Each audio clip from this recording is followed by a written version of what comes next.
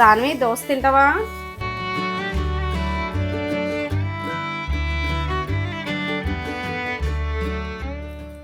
దోశలు వేస్తుంది అనమాట. హాయ్ అండి, విజయ లైఫ్ స్టైల్కి వెల్కమ్ అండి. ఈరోజు అయితే వాడపల్లి వెంకటేశ్వర స్వామి గుడికి వెళ్తున్నాం అన్నమాట. మా ఆడపడుచు గారు, మేము, పిల్లలు అందరం వెళ్తున్నాం అన్నమాట. ఇంకా పొద్దున్నే ఇంకా వెజ్ చేసుకుంటున్నాము. ఇటువంటి పొద్దున్నే టిఫిన్స్ అన్నమాట. హారికమ్మ కాలేజ్కి వెళ్ళిపోయింది. జీడిపప్పు ములక్కడ ఎగురైతే వండేసాను. అలాగే మళ్ళీ పప్పుచారు పెడుతున్నాను అనమాట. టిఫిన్స్ ఇదిగోండి, ఆనియన్స్ కట్ చేశాను. పప్పు అయితే కడిగేసి పక్కన పెట్టాను. ఇదిగోండి, నానుతుంది కదా, త్వరగా మనకి కుక్ అవుతుంది అని చెప్పేసి పప్పు నానబెట్టుకోవడం వల్ల ఏంటంటే గ్యాస్ ప్రాబ్లం అది ఉన్నా కూడా అలాంటివి రాకుండా ఉంటాయి అన్నమాట. నానబెట్టిన తర్వాత వండుకుంటే మంచిది, త్వరగా కుక్ అయిపోతుంది. ఇలాగే మనకి కొంచెం గ్యాస్ట్రిక్ ట్రబుల్స్ అవి రాకుండా రిలీజ్ చేయకుండా ఉంటుంది అన్నమాట. అంటే పప్పులో కొంచెం ఎక్కువ ప్రోటీన్స్ ఉంటాయి కదా, నానడం వల్ల కొంచెం బెటర్ అన్నమాట, ఇబ్బంది ఉండదు. అలాగే ఇంకా దోశలు అయితే చాలా బాగా వస్తున్నాయండి. ఇలా ట్రై చేయండి ఎప్పుడైనా. మినప్పిండి కొంచెం తక్కువ ఉంది అని అనుకుంటే కనుక మీరు మైదా కలుపుకొని, లేదంటే దీని ప్లేస్లో కొంచెం రాగిపిండి మైదా కూడా కలుపుకున్నా కూడా హెల్దీ టిఫిన్ అన్నమాట ఇది. ఇదిగోండి, దోశల పిండి ఇలా ఉంటుంది. సాన్వి దోశ తింటావా?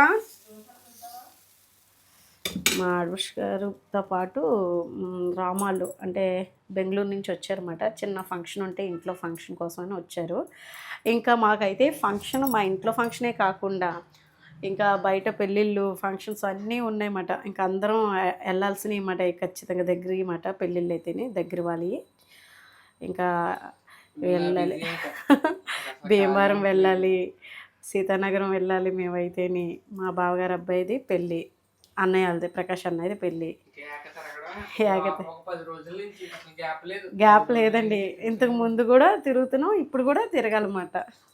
పెళ్లి కొడుకుని చేసినప్పుడు అది ఉంటాయి కదా, అవన్నీ. నిన్న వర్షం పడడం వల్ల ఈరోజు కొంచెం వంటగదిలో ఉండగలుగుతున్నాము, లేకపోతే చాలా ఎక్కువ ఉంది. అవును, శనివారం వెళ్ళాలి కానీ శనివారం జనాలు ఎక్కువగా ఉంటున్నారు కాబట్టి ఇంకా చంటి పిల్లోడితో అది కుదరదు కాబట్టి సోమవారం పెట్టుకున్నాం అన్నమాట. మళ్ళీ ఎప్పుడో కానీ రారు వదిన, ఏదైనా ఇలా ఫంక్షన్స్ పెళ్ళిళ్ళు అయితేనే. లేదంటే దూరం కదండి, వరంగల్కి కూడా కాదు, రెయ్యూరు అంటారు, ఏటో నాగారం అంటారు కదా. మన వాళ్ళు ఎవరైనా ఉన్నారేమో చెప్పండి వీడియో చూస్తుంటే కనుక కామెంట్లోని.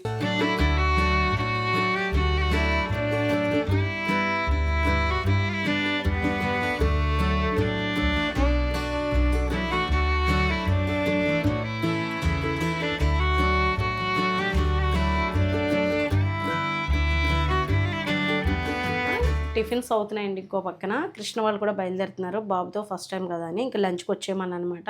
అయితే మనకి టిఫిన్స్ అవుతున్నాయి. ఓ పక్కనేమో పప్పుచారు పెట్టాను, పప్పు ఉడికింది, విజిల్స్ ఏం చేశాను, వెజిటేబుల్స్ తీసుకురావడానికి వెళ్తానన్నారు.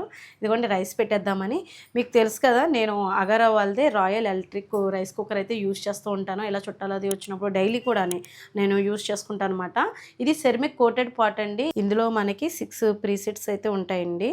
అయితే మనకి ఇది సెరమిక్ కోటెడ్ పాట్ కాబట్టి చక్కగా బ్రౌన్ రైస్ కానీ, లేదంటే కినోవా కానీ, మిక్స్డ్ గ్రైన్స్ కానీ ఏదైనా మనం కుక్ చేసుకోవడానికి బాగుంటుంది. మోమోస్ చేసుకోవచ్చు, సూప్ కూడా చేసుకోవచ్చు. రైస్ అయితే నేను కొలతలతో పెట్టేసుకుని రైస్ కడిగేసుకుని ముందు నానబెట్టుకుని ఉంచుకున్నాను అనమాట. కీప్ వామ్లో ఉంచితే ఎంతసేపు అయినా మనకి రైస్ అనేది వేడిగా ఉంటుందన్నమాట, చల్లారదు. ఇప్పుడు నేను రైస్ అయితే వేసేస్తున్నాను ఇందులో. నేను గ్లాస్ బియ్యం తీసుకుంటే 2 గ్లాసులు నీళ్ళు వేసుకుంటున్నానండి. అలాగే గిన్నెతో బియ్యం తీసుకున్నాను, 2 గిన్నెలు నీళ్ళు పోసుకుంటే సరిపోతుంది. 1 ఇయర్ వారంటీ కూడా ఉంటుందండి ఇది మనకి రైస్ కుక్కరు. మనకి మంచిగా యూస్ఫుల్ అయ్యే ప్రోడక్ట్స్ అన్నీ మీకు చెప్తూ ఉంటాను కదా. మీకు ఎవరికైనా ఇంట్రెస్ట్ ఉంటే చూడండి, డిస్క్రిప్షన్లో లింక్ ఇస్తాను, చెక్ చేయండి. మంచిగా మనకి ఇక్కడ స్టీమ్ కూడా, ఇక్కడ మనకి చిన్న క్యాప్లా ఉంటుంది అన్నమాట, కిందకి పడదన్నమాట. స్టీమ్ కూడా ఇందులోకి వచ్చేస్తుంది. ఆన్ చేద్దాం.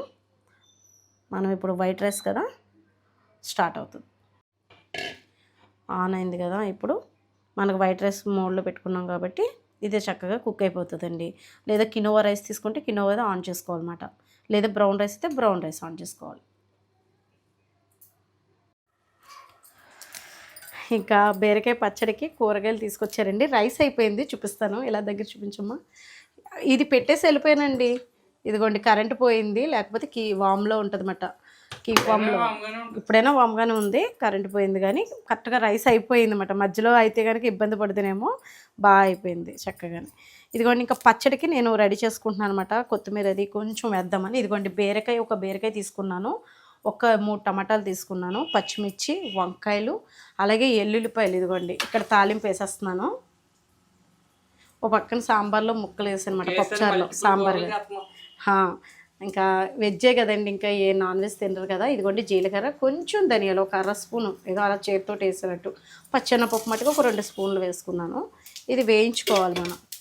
ఇంకా ఉడుకుతున్నాయి కదా, ఈ ముక్కలన్నీ కోసేసుకొని రెడీ చేసి పెట్టుకున్నాను. లేత వంకాయలండి, వంకాయ వేసి కొంచెం చింతపండు వేసుకుంటే ఆ టేస్ట్ చాలా బాగుంటుంది. తప్పకుండా మీరు కూడా ట్రై చేయండి. ఇదిగోండి బీరకాయ ముక్కలు, పచ్చిమిర్చి కూడా వేసేసుకుందాం. మీకు పచ్చడి చూపిందామని, బీరకాయ పచ్చడి నేను చేసుకునే స్టైల్లో. అంటే బీరకాయలా కూడా అచ్చంగా కూడా చేసుకుంటారు, కొంచెం మామిడికాయ గుజ్జు వేసుకుని కూడా చేసుకుంటారండి, బాగుంటుంది. నేనైతే చింతపండు వేస్తాను, కొంచెం స్వీట్నెస్ పులుపు ఉంటుంది. ఆ పులుపుకి బాగుంటుంది అన్నమాట టేస్ట్. అయితే కొంచెం తీపి అనేది వస్తుంది లైట్గా. ఇదిగోండి ఇలా వేగుతున్నాయి కదా, ఇంకా తీయను, వేరేగా తీసుకోవడం, ముందు మిక్సీ పట్టుకుని తర్వాత ముక్కలు వేసుకుంటారు. నేనేం చేస్తానంటే ఈ పచ్చిమిర్చి వేగుతున్నప్పుడే వంకాయ ముక్కలు ఇలా నీళ్ళల్లో పెట్టుకుంటే మనకు ఉప్పు వేసేసుకుని కొంచెం పసుపు వేసుకుని ఉంచుకుంటే కండర రాకుండా ఉంటుంది.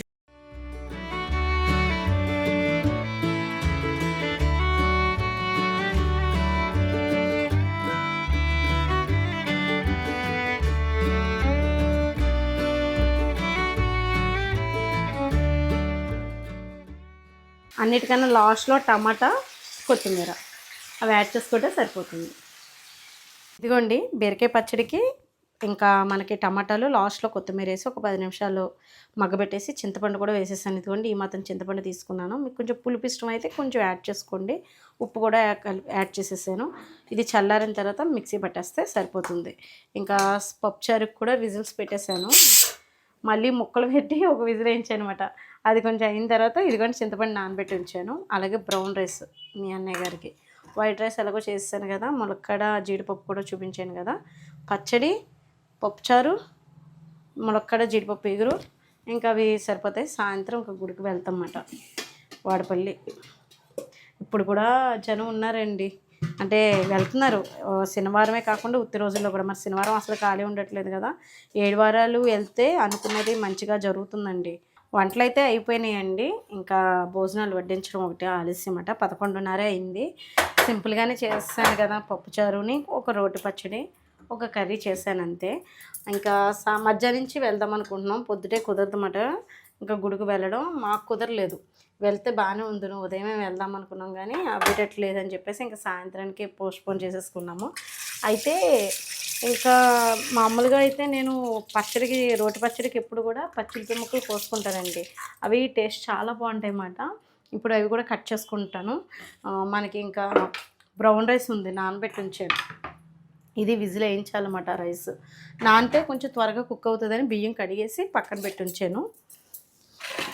పెరుగు ఎలాగో ఉంది, ఫ్రిడ్జ్ నుంచి పెరుగు తీయాలి సాయి, ఓకేనా.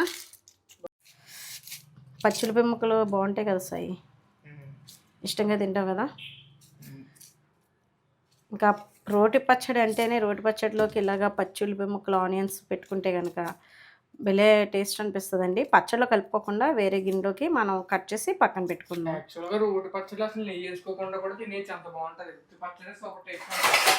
అవును, అందులోని మీరు ఉల్లిపాయ ముక్కలు అంటే కొంచెం ఇష్టంగానే తింటారు.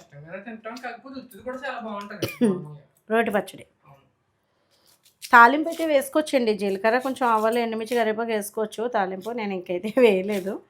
కొంచెం చెక్క ముక్క కిందే రుబ్బనమాట. కొంచెం పచ్చిమిరపప్పు వేసాను కదా, పంటి కింద తగులుతూ ఉంటే కమ్మగా బాగుంటుందని. రోటి పచ్చళ్ళు చేసుకుంటే మంచిదేనండి, ఇలా పచ్చిమిరపకాయ ముక్కలతోటి. అది పచ్చిమిర్చి పచ్చడి కదా అది, అంటే ఎండుమిర్చి కాకుండా పచ్చిమిర్చితో వాడినప్పుడు కొంచెం కారంగా స్పైసీగా తిన్నా కూడా పర్వాలేదు. మరి మీరేం చేసుకున్నారు? ఈరోజు సోమవారం కాబట్టి లంచ్కి మాకైతే వెజ్లేండి, అందుకని వెజ్జే చేసుకున్నాము. సాయంత్రం ఇంకా టిఫిన్స్ అన్నమాట, గుడికి వెళ్ళి వస్తున్నాం కాబట్టి. ఇవ్వండి ఇలా చిన్నగా నేను కట్ చేసేసుకుంటాను, మన దోశలోకి ఎలా కట్ చేసుకుంటామో అలాగా. బాగా ఇష్టంగా తింటారండి వీళ్ళు. అంటే సలవ కూడా చేస్తుంది మనకి, మంచిదే ఈ సమ్మర్లోని. మీరు కూడా ట్రై చేయండి ఎప్పుడైనా మీకు ఇలా రోటి పచ్చళ్ళు చేసినప్పుడు ఈ పచ్చి ఉల్లిపాయ ముక్కలతో నచ్చితే కనుక తినండి.